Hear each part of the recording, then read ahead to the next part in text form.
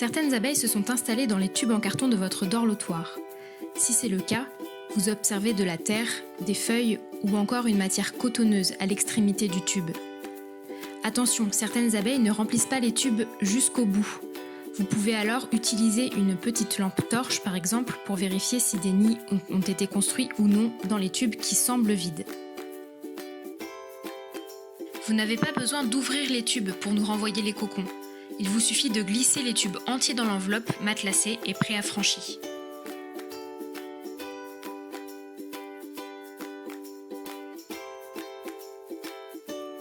Certaines abeilles ont pondu dans le tiroir du dorlotoir. Ces cocons sont donc plus difficiles d'accès, mais il est important de les récolter tout de même pour nous les renvoyer. La première étape consiste à extraire le tiroir du caisson. Pour cela, il vous suffit d'utiliser un stylo pour appuyer sur le petit loquet qui bloque le tiroir sous le dorlotoir. Une fois le tiroir retiré, vous pouvez dévisser délicatement la plaque de plexiglas qui abrite les cocons.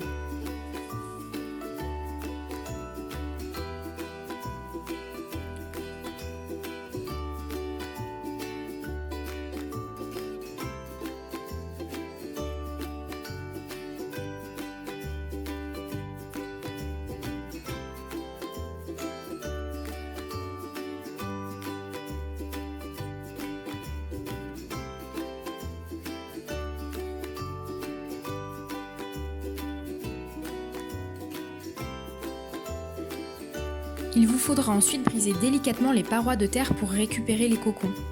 Attention, de petites abeilles encore fragiles sont en plein développement dans ces cocons. Il est donc très important de les manipuler avec précaution.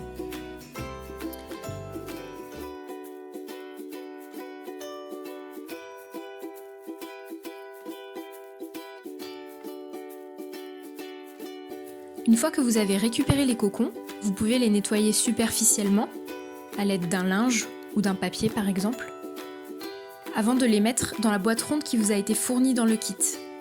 Cette boîte est suffisamment résistante pour les protéger lors du transport.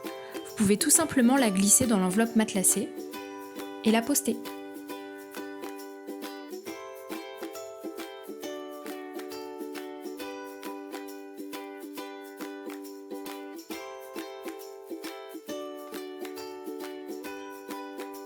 Une fois que tous les cocons sont dans l'enveloppe, il vous faut récupérer votre code d'horloteur depuis votre compte.